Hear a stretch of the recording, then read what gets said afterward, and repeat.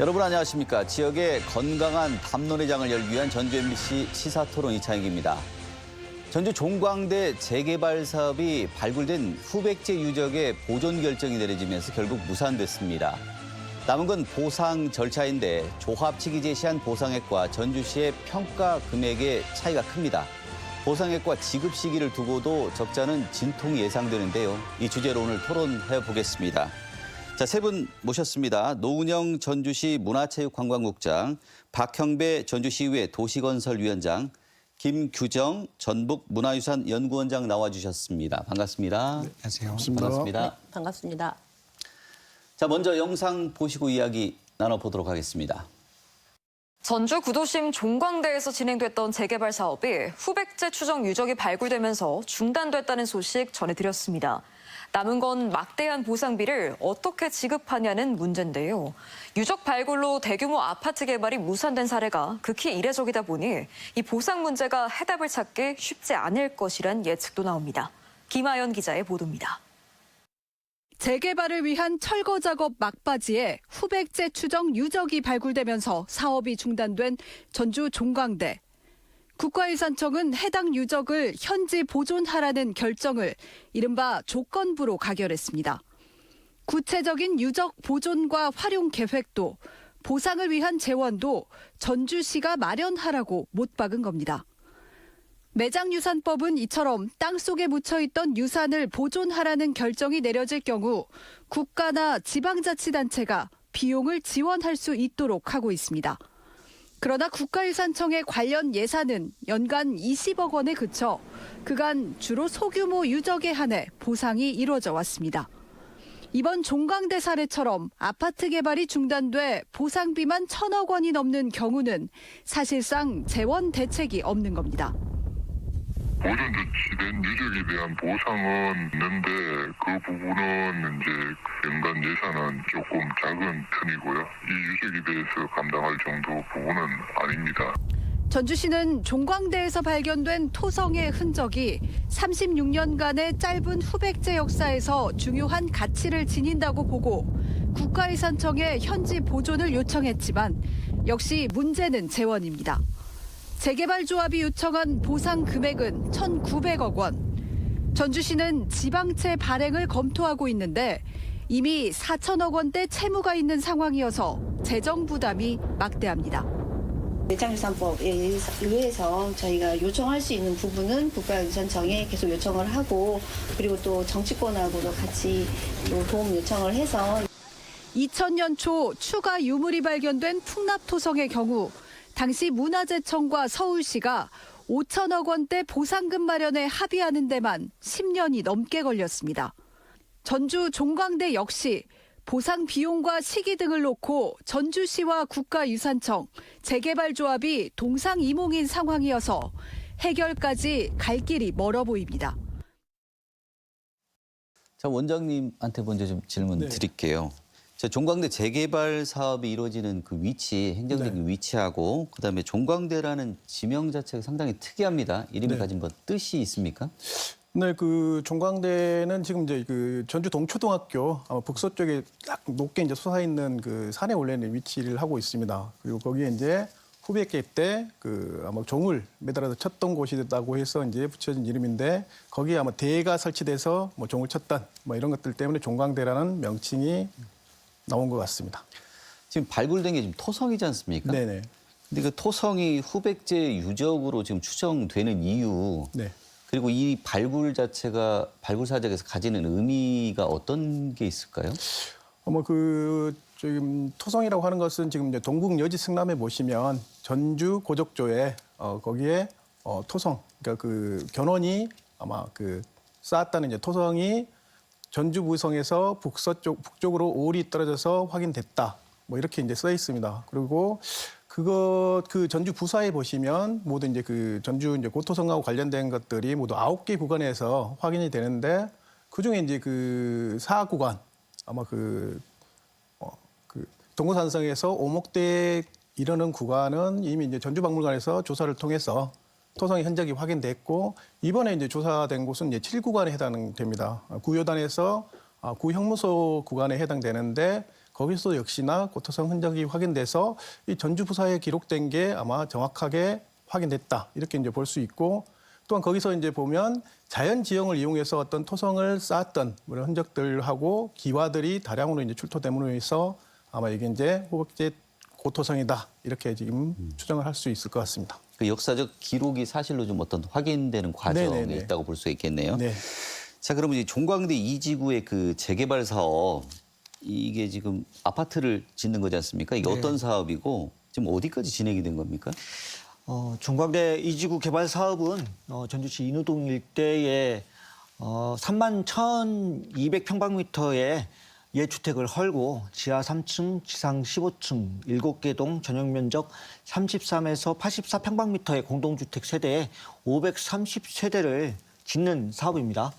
2006년도에 추진위원회가 처음 구성된 이후 2017년 정비구역을 지정했고요. 2019년도 사업 시행 계획을 인가하고 2022년도에 관리 처분 계획을 인가를 마쳐서 지금 조합원들은 이주를 한 상태로 주택은 다 헐어진 상태입니다. 그래서 단계적으로 한 약 20년에 걸쳐서 추진돼 왔던 사업이고 이제 착공을 목전에 둔 상태에서 작년 1월부터 10월까지 문화재 발굴 조사를 통해서 유적이 발굴된 이후로 전면 사업을 중단한 그런 상태이고 우리 전주시에서는 현재 국가유산청의 조치에 따라서 현지 보존을 지금 한 상태로 재원 마련 대책을 지금 수립하고 있는 것으로 알고 있습니다. 자, 문화재청이 실사하면서 기록 보존과 현지 보존 중에 조건부지만 현지 보존을 결정했습니다. 네, 그렇습니다. 그런데 그 실사 과정이 좀 궁금합니다. 저희 전주가 후백제의 왕도라는 역사적 기록은 확실하지만 그동안 저희가 유물은 동고산성이나 그동안 발굴 조사를 통해서 발굴된 일부 성벽 그리고 우화동 도요지 같은 생산시설 등에 그치고 있어서 많은 아쉬움이 있었습니다. 그런데 이번 종광대 2구역에서 확인된 유적은 1942년에 발간된 전주 부사에 후백제 토성으로 나와 있는 그 구간에 정확히 발굴이 됐기 때문에 역사성이 뚜렷하고 또 그 시대의 축조 방법 등에 대해서 연구할 수 있는 귀중한 자료입니다. 그리고 발굴 현장에서 진행한 국가유산청 전문가 검토 회의에서도 후백제 토성일 가능성이 굉장히 높고 보존할 가치가 있다고 저희한테 의견을 주셨고요. 그 회의 결과를 국가유산청에서 공문으로 저희 전주시에 공문으로 발송을 해주셨습니다. 우리 시도 여러 전문가하고 의견을 수렴해서 국가유산청에 현지 보존으로 의견을 제출했고요. 그리고 사업 시행자인 재개발 조합도 현지 보존으로 의견을 제출했습니다. 전문가 검토 회의 결과와 우리 사업 시행자 그리고 전주시의 의견을 모아서 국가유산청에서 문화유산과 분과심의회를 거쳐서 최종 현지 보존을 결정한 것입니다. 김규정 원장님께도 하나 같은 질문 드릴게요. 이 현지 보존 결정 배경과 그 의미 한 말씀 부탁드립니다. 근데 이제 보존이라고 하는 것은 여러 가지 이제 방법들이 있습니다. 이제 뭐 기록 보존 아까 말씀하신 것처럼 기록 보존도 있고 그다음에 현지 보존도 있고 이전 복원도 있고 이런 게 여러 가지가 있는데 아마 현지 보존이라고 하는 것은 우리가 이제 지금 이제 발견된 것처럼 토성이라든지 이런 것들 그건 뭐 어떻게 이동을 할 수가 없지 않습니까? 그러다 보니까 현지 보존이 아마 결정된 것 같습니다. 그리고 아무 뭐 유적이나 다 이제 현지 보존이 되는 거 아니고 그만큼 그 유적이 중요도에 따라서 현지 보존, 아마 기록 보존 이렇게 된다고 보시면 될 것 같습니다. 근데 이게 사실 그 재개발 사업이 대규모 재개발 사업이 중단된 사례가 그렇게 많지는 않은 것 같아요. 제가 알고 있기로도 춘천의 레고랜드 같은 경우도 석기시대 유물이 상당히 좀 많이 나왔는데 거기도 사실은 뭐 안에 내부에 막 박물관 형태를 갖추긴 했지만 그 사업이 진행이 됐는데 이렇게 전면 중단된 사례는 좀 없는 것 같은데 이게 좀 이례적입니까? 상당히 이례적이라고 볼 수 있습니다. 대규모 개발 사업이 진행되던 중에 유적이 발굴됐을 때 지금 현재의 추세는 유적을 보존을 하면서 사업은 축소를 하지만 이것을 병행해서 진행하는 경우들이 거의 대부분이고요. 이제 그럼에도 불구하고 지금 유적 발굴로 인해서 대규모 사업들이 완전히 중단됐던 사례는 유일하게 서울에 있는 풍납토성 사례가 있습니다. 이제 풍납토성 같은 경우에는 1970년대, 80년대 이후에 서울의 도심이 확장되면서 대규모 이제 주거 지역하고 상업 지역을 이제 개발할 당시에 1997년부터 이제 문화재 발굴이 이제 풍납토성 일대에 되어집니다. 그러면서 이 일대에 20년간에 걸쳐서 사업 보상 관련된 내용으로 국가와 그리고 주민들 간의 갈등이 만들어지는데 여기에 유적 발굴로 인해서 대형 개발이 무산된 사례는 유일하게 풍납토성 사례이고요. 제가 좀 몇 가지 사례들을 더 조사를 했는데 이제 부산 영도구의 동삼동 유적지 사례는 신석기 시대 유적이 개발 사업 중에 발견됐습니다. 그런데 이제 거기는 전체를 해산을 하는 무산을 하는 사례가 아니라 유적을 일부 보존하고 일부는 축소를 내서 개발이 이루어졌던 사례가 또 있고요. 또 서울의 공평동 도시 환경 정비 사업에서 발견된 공평동 사례 또한 지하의 유적을 다시 보존을 하고 그리고 지상은 도시의 개발 시설들을 유치할 수 있는 개발과 유적의 보존을 같이 존치시키는 그런 사업들로 진행을 했습니다. 그래서 유적 보존과 개발이 공존하다라고 하는 그런 공존이 가능하다라고 하는 그런 사례를 보여주는 사례가 공평동 도시유적 전시관에 있는 사례일 것 같고요. 그리고 또 경주시 일대에도 신라 고분구들이 많이 발견되지 않습니까? 그쪽 사례들도 또한 유물 발견된 곳에 개발이 제한되는 부분도 있지만 개발을 같이 공존했던 그런 사례들을 볼 수 있습니다.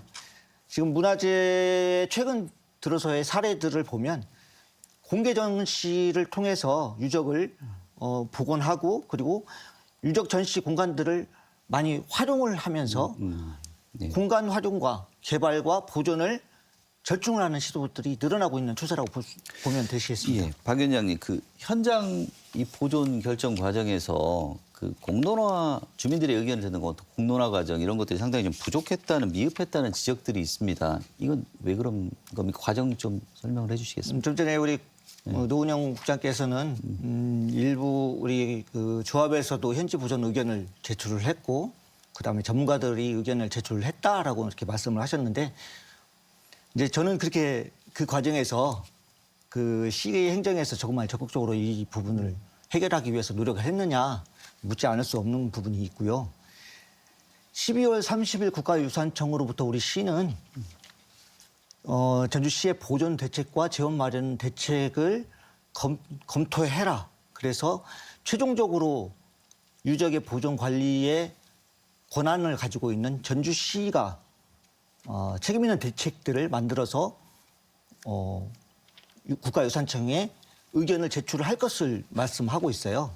그런데 우리 시는 그 이후에 그 과정들을 보면 정말 많은 의견들이 갈등 구조가 생기는 내용들이 있거든요. 보상비 문제부터 시작을 해서 개발과 공존이 가능하지 않은지 이런 문제랄지 우리 전주시의 재정 부담 문제랄지 이 여러 가지의 의제를 가지고 조합 측과 그리고 시민들과 그리고 또한 우리 의회, 전주시 의회와 논의를 거쳐서 공론화 과정을 거쳤어야 함에도 불구하고 전주시는 적극적으로 현지 보존을 결정을 하고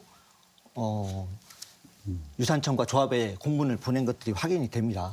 중대한 정책 과정을 할 때에 굉장히 투명한 정책의 그 행정의 투명성이 중요하지 않습니까? 네네네. 그럼에도 불구하고 우리 시의 이번 결정은 상당히 미흡했다라고 볼 수 있는 부분입니다. 시에 대한 이제 질책이 좀 있었는데 노 국장님 이 공론화 과정이 좀 미흡했다. 결국에는 이제 주민들도 돌아보는 과정들이 좀 있어야 되는데 이런 것들이 좀 너무 부족하지 않았는가. 또 다른 문제를 양산할 수 있지 않는가 하는 말씀인데 반론 좀 해주시겠습니까? 저희 전주시에서는 이해 당사자이자 사업 시행자인 재개발조합하고 수차례 논의를 했습니다.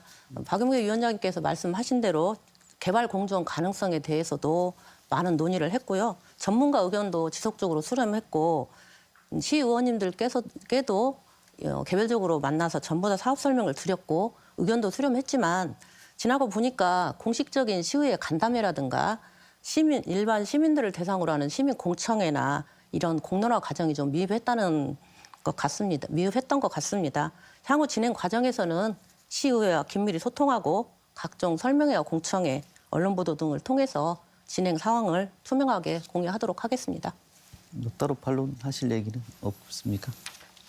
조합원들조차도 네. 이제 조합하고 소통을 진행했다라고 하는데 우리 일부 조합원들께서는 저한테 직접 전화를 해주셔서 조합원 총회 한번 이루어지지 않았다라고 얘기하면서 반론을 하고 있어요.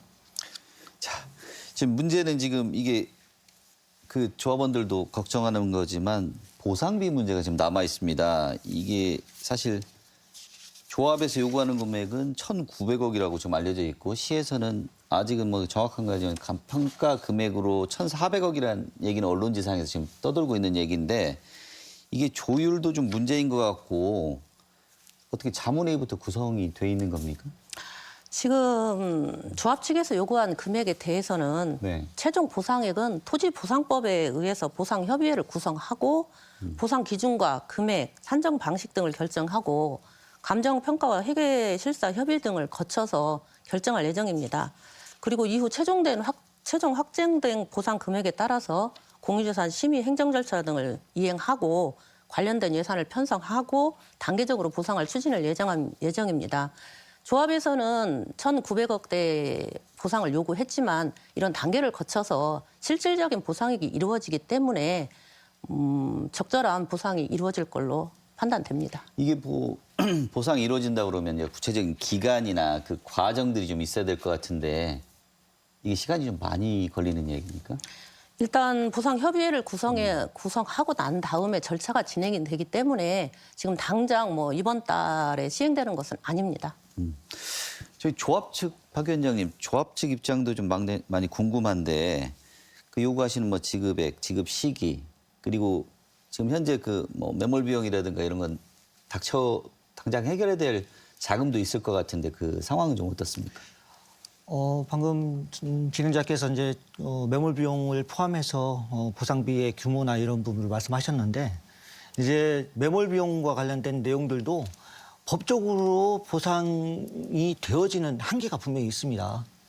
이제 조합원들은 하루빨리라도 이제 현지 보존을 통해서 현금 보상을 하겠다고 하니까 본인들은 거대한 그 이자를 내서 PF를 발행하고 또 조합원들은 개인적인 이자를 내서 지금 2주가 완료된 상태이기 때문에 하루라도 빨리 전주시가 보상 계획을 세워서 보상할 것들을 요구를 하고 있죠.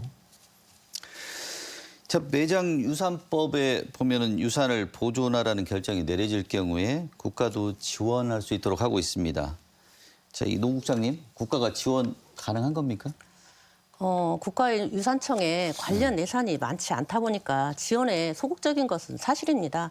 하지만 매장유산법에 그 토지는 보상을 하도록 규정이 되어 있습니다. 그래서 토지비 보상을 받는 것은 확실하고요.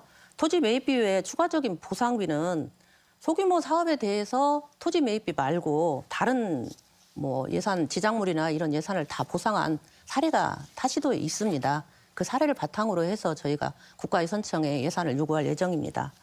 그리고 종강대 2구역 매장 유산에 대해서는 전북특별자치도 지정문화유산으로 지정을 받을 계획이고요. 그 단계를 넘어서면 저희가 국가유산청 사적 지정까지 추진할 예정입니다. 이 과정에서도 정치권과 전북특별자치도와 긴밀하게 협의해서 추진해 나가도록 하겠습니다. 예, 김기정 원장님한테 질문드리겠습니다. 그 풍납토성이 항상 예로 많이 들어지고 있어요. 이게 보상을 한 사례가 사실상 거의 유일하다 보니까 네. 이게 서울 송파구에 있는 풍납토성도 저희가 문화재청에서 뭐 5천억 정도 그게 마련해서 지금 아직도 지급이 되고 있는 걸로 지금 알고 있는데 네.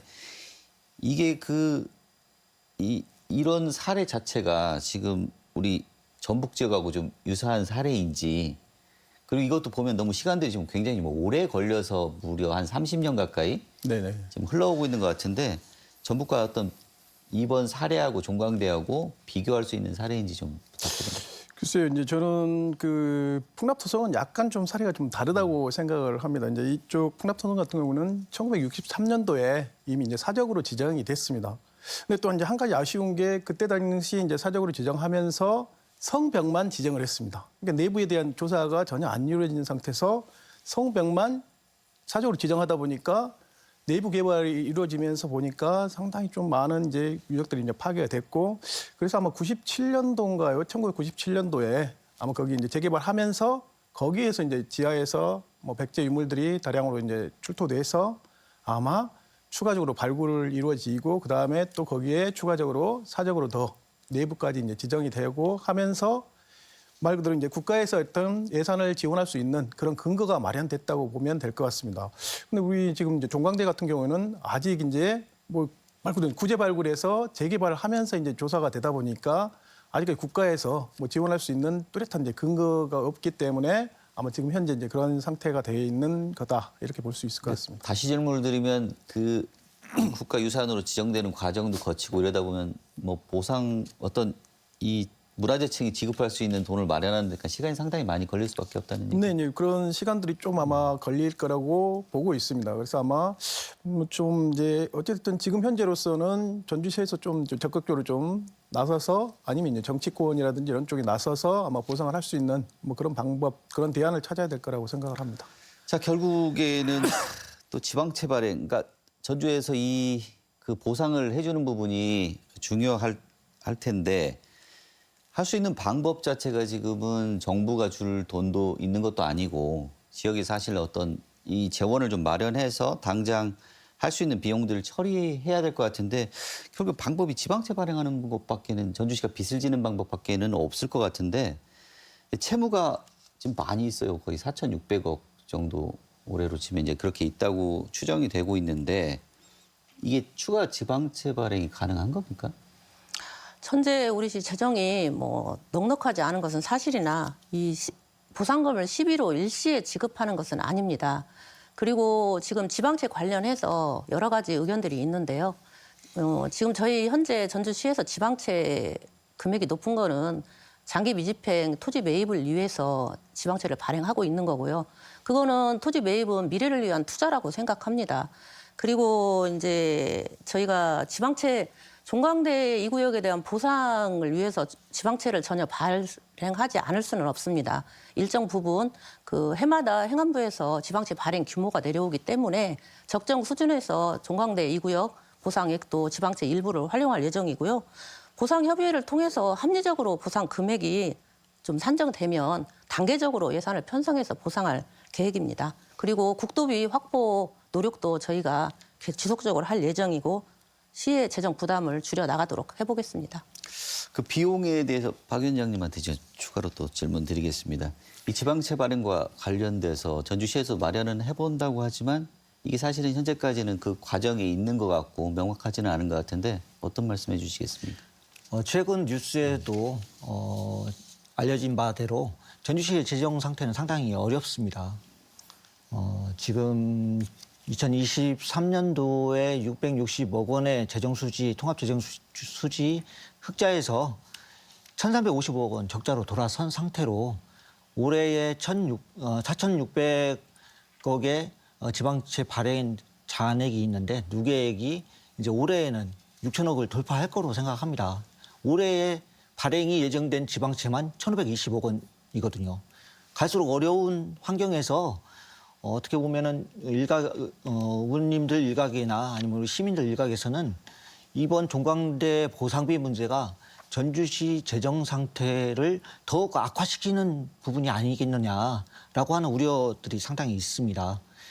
방금 이제 노은영 국장께서 단기적으로 집행 계획을 세우겠다라고 이렇게 말씀하셨고 국도비 확충을 통해서 지원 마련을 해야 된다라고 이렇게 말씀하셨는데 굉장히 그 과정들을 투명하게 우리 시민들한테 공개를 하고요. 그 속도를 많이 내셔야 이 보상비 문제가 해결되지 않겠나라는 생각이 듭니다. 지금 위원장님께서는 하나 더 추가로 질문 드릴 게 특별법 제정을 지금 주장하고 계시는데 의회에서도 그 얘기를 꺼내셨어요. 네. 이게 대안이 될 수 있겠습니까? 지금 보상비와 관련된 내용으로는 개별 그 세 가지 문제 법률이 있어요. 매장유산 보호 및 조사에 관한 법률, 그리고 문화유산의 보존 및 활용에 관한 법률, 그리고 공익사업을 위한 토지보상법 등 요약을 하면 매장유산법, 문화재보호법, 토지보상법에 각각의 개별 법률이 있는데 그 개별 법률은 명백한 한계가 있습니다. 그리고 그 명백한 그 한계를 극복하기 위한 방법일 수도 있는 거고요. 또 한 가지는 국도비를 확보를 하기 위한 그래서 특별 계정을 설립하기 위한 방법으로 특별법이 활용이 돼야 된다. 지금 조합원들은 막대한 예산을 우리 시에 보상 청구를 하고 있는데 그 항목별로 따져보면 보상이 가능한 항목이 있고 보상이 가능하지 않은 항목이 있습니다. 충분히 조합원과도 협의를 통해서 그 항목들을 정해야 되지만 이 특별법 제정 없이는 기존 법률로 지원할 수 있는 방법들이 거의 없다시피 합니다. 그래서 특별법 제정의 필요성을 제기를 한 겁니다.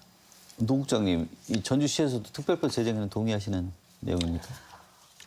말씀 주신 바와 같이 관련 보상에 관한 관련 법들이 몇 가지 있습니다. 그리고 거기에 한 가지 덧붙이자면 국가유산보호기금법도 있어서 기금에서 저희와 같은 사항을 지원을 해주도록 규정이 되어 있습니다. 다만 국가유산청에서 예산 규모가 적고 예산 확보액이 해마다 없기 때문에 이 기금에서 활용도는 소규모로 지원을 하고 있습니다.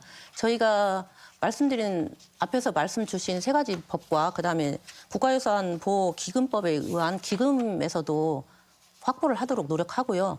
이 과정에서 어렵다고 하면 특별법 제정도 검토할 부분이 있다고 생각합니다. 다만 특별법이 제정된다고 하면 특별 회계가 설치가 돼야 되는데 특별 회계로 들어갈 국가의 재원에 대해서도 좀 논의가 필요한 상황이고 현재로서는 현재 갖춰져 있는 법률적 테두리 안에서 저희 종광대 2구역의 보상 문제를 해결하기 위해서 적극적으로 노력하는 게 더 필요하다고 판단됩니다.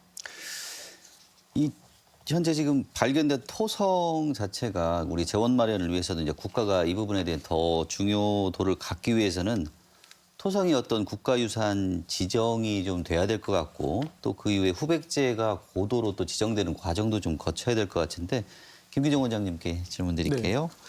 이 토성이 국가유산 지정까지는 상당히 좀 시간이 좀 많이 남아 있을 것 같은데 우리 전주가 후백제 고도로 지정되는 문제 이 관련돼서 어떤 조건과 절차 어떤 과정들을 거치고 기간은 어느 정도 소요될 것으로? 사실 이제 2004년도에 이제 고도보존 특별법이 만들어지면서 거기에 딱 이제 지정해 놓은 게 경주, 부여, 공주, 익산 4개 도시가 고도로 지정이 됐습니다. 근데 이제 이게 뭐 좀 이제 문제가 있다 보니까 2011년도에 다시 법을 개정을 합니다. 그러면서 이제 여기 하나 더 이제 추가된 게 제7조에 보면 보시면 이제 이 4개 도시 위에 뭐 그 제7조의 절차를 거쳐서 대통령으로 정하는 지역이라고 이렇게 돼 있습니다. 명시가 돼 있어서 다른 곳도 이제 이게 특별법에 의해서 고도로 지정될 수 있다. 당연히 뭐 전주는 후백제 이제 도성이니까 고도로 지정될 수 있는 가능성은 충분히 있습니다.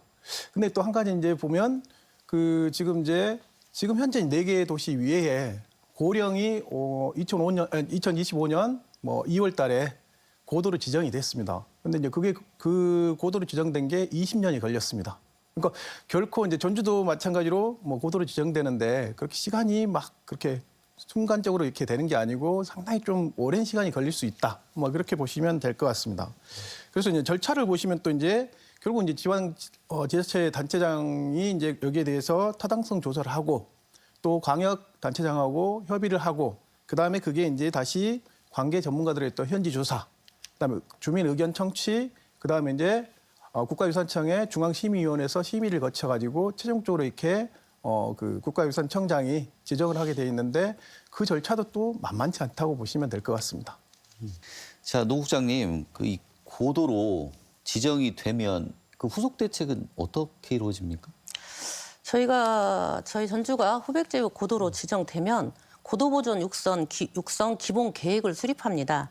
이 기본 계획에 고도 지구를 좀 지정하게 되어 있는데요. 고도 핵심 사업지는 특별 보존지구로 주변 지역은 보존 육성 지구로 지정합니다. 그다음에 기본 계획에서 정해진 고도 지구 내에서 시행할 사업에 대한 세부 사업 계획, 사업비 및 재원 조달 계획 등을 담은 고도 보존 육성 시행 계획을 수립해서 사업 추진이 진행됩니다. 전주 고도 지정 이후 기본계획 수립 시에 우리 종강대 2구역이 특별보전지구에 포함될 것으로 판단되고 이미 고도로 지정되어 지원받고 있는 부여와 공주, 경주, 익산의 경우에는 작게는 3천억에서 많게는 8천억까지 유적 정비 활용하고 보건 사업에 고도 사업비를 지원받은 사례가 있습니다. 때문에 저희도 고도 지원 사업비를 착실하게 이행하면 사업비를 지원받을 것으로 예상됩니다. 네, 시간이 좀 많이 흘렀습니다. 이제 마무리 말씀을 좀 드려야 될 것 같은데요. 각자가 생각하는 보상 해법도 좋고 빠진 말씀이나 아니면 보태고 싶은 이야기 있으면 듣는 시간 갖도록 하겠습니다. 먼저 김규정 원장님, 그다음에 박형배 위원장님, 그리고 노 국장님 순으로 마무리 말씀 듣도록 하겠습니다. 김 원장님. 네, 사실 이제 고도가 이제 지금 현재 후백제 이제 고도 전주에 대한 이제 이런 것들뿐만 아니라 지금 이제 아마 역사 문화권 정비 등에 관한 특별법이 또 있습니다. 여기에 보면 이제 9개 문화권에 대해서 특별법이 만들어졌는데 여기에 우리 후백제 역사 문화권이라고 하는 곳이 포함되어 있습니다.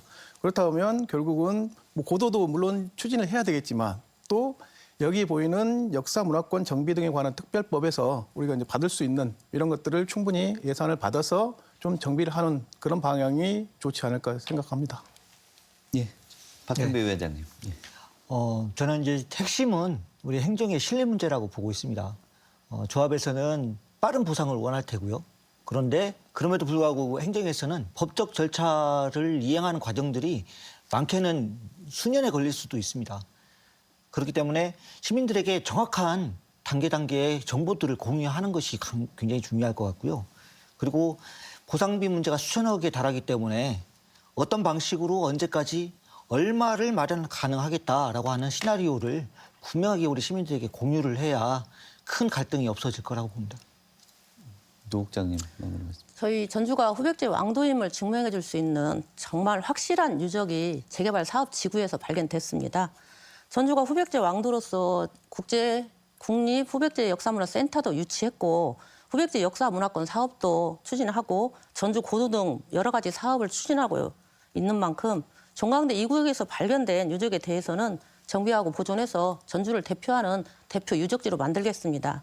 하지만 재개발 사업 과정에서도 재개발에 있는 조합원들은 많은 염원이 담겨 있다고 생각합니다. 우리 시는 최대한 조합원의 피해를 좀 줄이고 법적 검토와 충분한 논의를 통해서 보상을 진행할 예정입니다. 전주 시민들과 충분히 소통하고 지역 정치권과 관계기관 등과도 충분히 협의해서 후백제 역사문화를 지키는 전주시가 되도록 하겠습니다. 자, 오늘 말씀 감사합니다. 자, 감사합니다. 감사합니다. 자, 전주시가 후백제 고도로 지정되면 역사 문화도시로 우뚝 서는 계기가 될 텐데요. 종광대 보상을 원활하게 마무리하는 것으로 그 밑거름이 되었으면 합니다. 오늘 토론은 여기까지 마치겠습니다.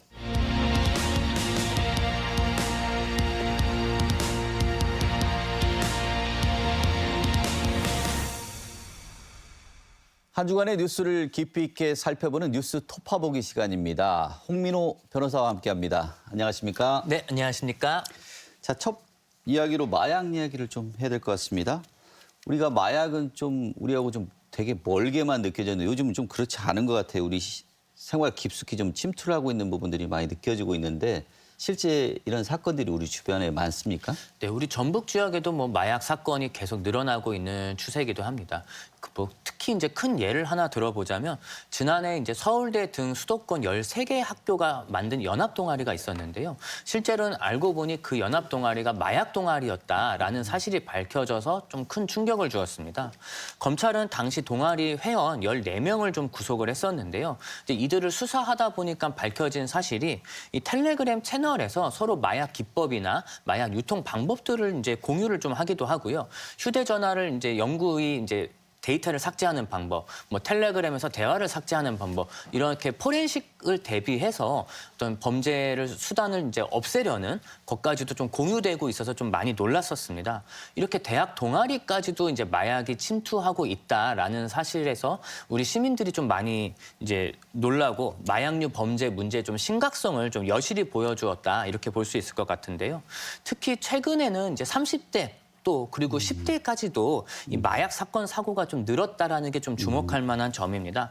과거에는 이 조직 폭력배나 뭐 일부 연예인들에게만 이런 마약을 좀 쉽게 접할 수가 있었는데 이제는 우리 생활 가까이에서 마약이 좀 들어가 있다라고 볼 수 있을 것 같습니다. 아까 먼저 예를 들어 주신 것처럼 되게 지금 대학 사례를 좀 얘기를 들어주셨어요. 30대 미만 청년들 마약 사범률이 거의 60%를 좀 넘는 것으로 나왔는데 이런 게 어떤 이유하고 연관이 돼 있을까요? 네, 지난해 기준 전체 마약 사범 숫자를 살펴보면 약 2만 3천여 명 정도거든요. 그래서 재작년에는 오히려 2만 7천여 명이었는데 4천여 명이 줄었습니다. 그래서 오히려 마약 사범이 그러면 줄고 있는 거 아니냐 이렇게 좀 긍정적으로 생각할 수 있는데 하지만 중요한 점은 30대 이하 마약 사범은 오히려 늘었다라는 점입니다. 전체 2만 3천여 명의 약 63%를 좀 차지를 하고 있는데요. 이렇게 젊은 층의 마약 사범이 좀 늘어가는 이유는 요즘에는 인터넷을 마약으로 구매를 합니다. 그러다 보니까 아무래도 나이 드신 분들보다는 젊은 층에서 좀 접근하기가 쉽고요. 또 최근 경향이 마약 거래 대금을 비트코인과 같은 가상자산으로 좀 이용하기 때문에 젊은 층이 유입되기 쉬운 구조를 갖고 있다. 이렇게 해석할 수가 있습니다.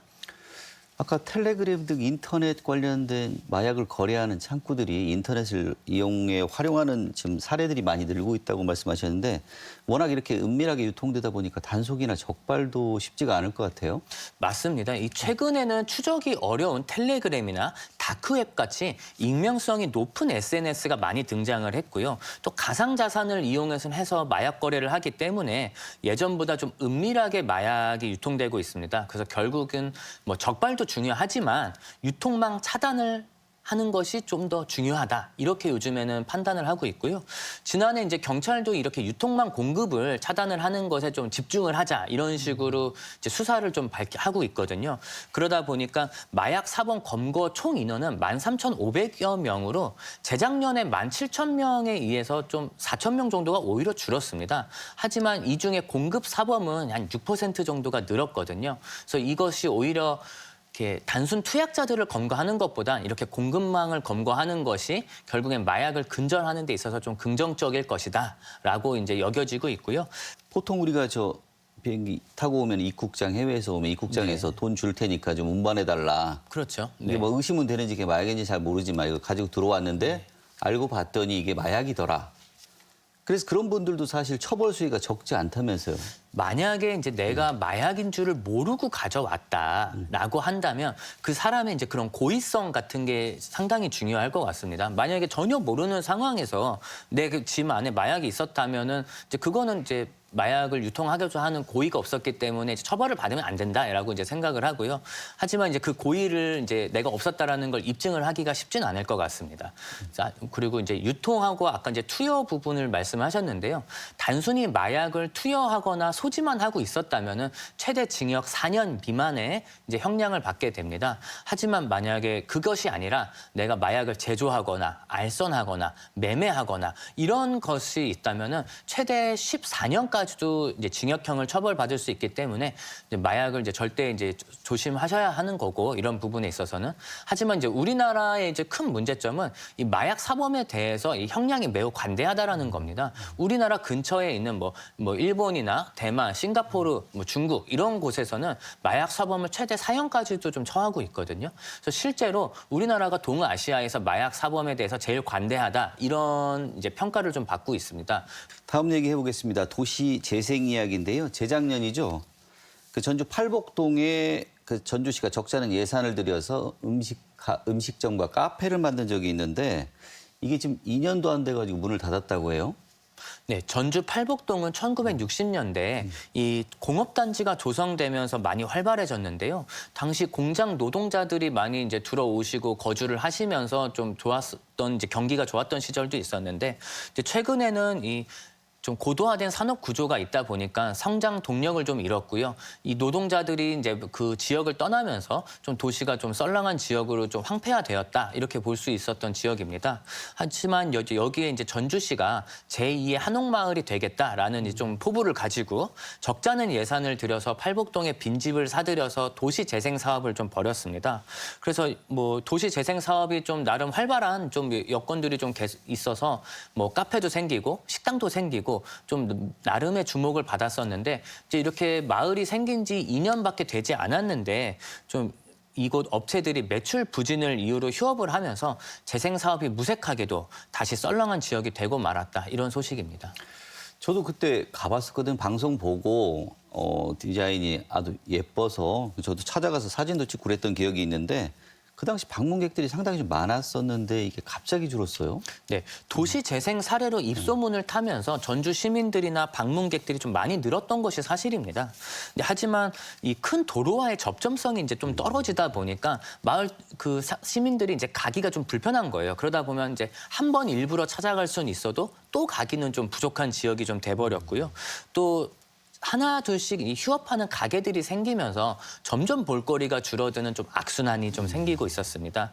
아무래도 도시가 좀 활성화되려면 식당이나 카페뿐만 아니라 뭐 놀이시설, 뭐 도서관, 공원 이런 좀 인프라가 같이 확충이 되어야 되는데 이런 부분들이 없이 덩그러니 식당이랑 카페만 생긴 형태다 보니까 전주 시민들이나 관광객들이 물론 한 번은 갈 수 있다. 하지만 두 번, 세 번 가고 싶은 곳은 아니다. 이런 식으로 좀 되어버렸기 때문에 좀 이 부분이 좀 패착이었던 것 같습니다. 가게 운영을 지금 수도권 업체에서 맡고 있는 걸로 알고 있는데 임대 기간을 다 채우지 못했어요. 이게 네. 법적으로 어떤 문제가 있을까요? 네, 이 지금 도시 재생 산업 구조가 이제 전주시가 이 지역의 빈 건물들을 매입을 해서 큰 돈 한 20억 정도를 들여서 리모델링을 했거든요. 그 다음에 이제 이 다른 뭐 일반 사기업이나 이제 사업자들에게 뭐 좀 저렴하게 임대를 좀 해주는 형식이었는데요. 가게 운영을 맡은 수도권 업체가 2023년부터 전주시에 이 건물을 4개를 임대를 해왔는데 최근에 일방적으로 더 이상 임대를 할 수 없겠다라고 이제 폐업 신고를 해버렸습니다. 그래서 임대 기간을 채우지 못하고 철수를 했기 때문에 이제 전주시로서는 좀 당황스러울 수밖에 없는데요. 이제 상황이 이렇다 보니 과연 남은 임대 계약 기간을 어떻게 채울 것이며 누가 그럼 그 임대료를 부담을 할 것이냐 이런 부분이 좀 남아 있는데 좀 이 부분은 아직 전주시도 좀 정확한 입장을 밝힌 바가 없기 때문에 앞으로도 저희가 좀 계속 모니터링을 좀 해야 될 것 같습니다. 도시 재생 사업도 좀 신중한 접근이 필요해 보입니다. 그리고 좀 문을 닫는 곳이 또 있어요. 바로 요양병원인데 고령 친화 산업의 하나로 각광을 받았던 적도 있었는데 지금은 좀 그렇지 않은가 봅니다. 네, 고령 인구의 증가로 좀 실버 산업이 붐을 일으킬 것이다 이런 예측들이 많았고 또 뭐 그 중에서도 노인 요양 산업은 아마 전망이 밝을 것이다라고 했는데 실상은 그렇지 않다라고 해서 좀 의아한 이제 뉴스입니다. 실제로 2018년 이제 전북 도 내에 있는 요양기관을 보면은 86곳 정도가 있었는데 지난해는 74곳으로 12곳이 폐업을 했습니다. 또 병상 수도 19,000여 개에서 17,000여 개로 줄었고요. 하지만 이제 더욱 걱정이 되는 부분은 현 상태가 계속이 된다면 이 전라북도 내에 필요한 병상 수요가 15,000개 미만으로 내려갈 것이다. 그러면 지금 있는 17,000개의 병상도 2,000개 정도는 남아버릴 것이다. 이렇게 예상이 되고 있어 좀 앞으로 좀 주의가 좀 필요하고 이런 부분에 대해서 해결책이 좀 있어야 될 것 같습니다. 아까 말씀하신 대로 전망이 굉장히 밝았던 사람인데 지금은 다 폐업을 걱정하는 상황. 그 이유가 좀 있을 것 같은데. 네, 단순하게 생각해보면 당연히 전망이 노인 요양 산업이 밝지 않겠냐 이렇게 생각을 했는데요. 하지만 전북의 경우 지속적인 인구 감소를 지금 계속 겪고 있지 않습니까? 그러다 보니까 그나마 비중이 높았던 고령 인구조차도 그 수를 유지하지 못하고 있다 이렇게 볼 수 있습니다. 즉 고령 인구의 비율은 여전히 높은데 전체 인구 수가 감소하다 보니 절대적인 노인 인구 수는 줄어들고 있다 이렇게 해석을 좀 할 수 있고요. 그리고 최근에는 뭐 주간 보호 시설도 좀 많이 생겼습니다. 그러다 보니까 뭐 도내 요양병원에 이제 분산이 좀 되는 거죠. 낮에는 주간 보호 시설들이 있기 때문에 이런 것들도 좀 요양 보호 기관이 좀 경영난을 겪는데 한 몫을 하고 있다 이렇게 볼 수 있습니다.